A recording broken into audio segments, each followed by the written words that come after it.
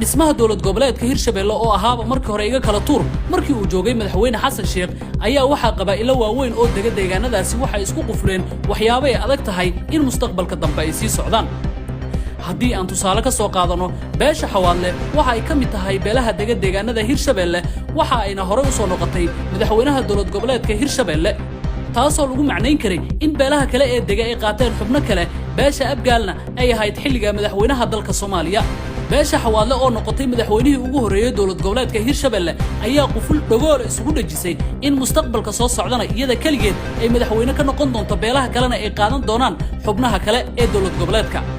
laakiin waxa isbedelay jadwalkii doorashada markii uu xukunka ka degay madaxweyne Xasan Sheekh Maxamuud beesha Xawaadle ayaa tartan maqaar saar lagula tartamay kursiga ugu sareeya dowlad goboleedka Hirshabelle kursiga dowlad goboleedka Hirshabelle ugu sareeya beesha Xawaadle oo dheg iyo madax meel aan la qabto lahayn ayaa dadaal dheeraad ah geed walba u fuushay inay mar kale hesho dowlad goboleedka Hirshabelle hogaamintiisa laakiin arintii markii ay dhiiqowday maamul goboleedyada dalka marka la barbar dhigo dowlad goboleedka Hirshabelle waa dowlad goboleedka kaliya labadiisa gobol ay isku filan yihiin oo labaduba ay yihiin kuwa wax soo saara dadka deegaanadaasi waa kuwa ugu baahiyaha badan marka loo fiiriyo dadka degan deegaanada kale iyo maamul goboleedyada kale ee dalka isqabqabsiga u dhaxeeya beelaha deegaanada Hirshabelle marka laga yimaado beesha Xawaadle oo aaminsan in laga dhacay madaxweynaha dowlad goboleedka Hirshabelle waxa ay geed gaaban iyo geed dheer u fuulaysaa sidii ay u heli lahayd inay mar kale ku soo noqoto hogaaminta dowlad goboleedka Hirshabelle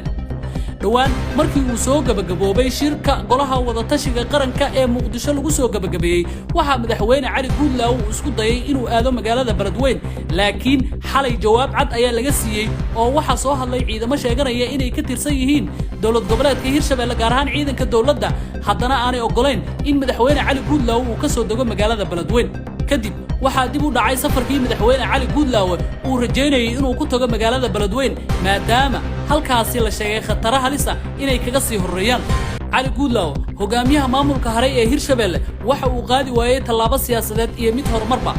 beesha Xawaadle oo aaminsan in kursigan iyadu ay leedahayna waxa ay noqotay beeshii ugu buuqa badneed beelaha deegaanada Hirshabelle iyaguna ma ka tanaasuli doonaan aragtidaas ama ma noqon doonaa hadafkooda midkii Daalibaan oo kale oo 20 sano hadda kadib ma soo jabhadeyn doonaan si ay u helaan kursiga ugu sareeya dowlad goboleedka Hirshabelle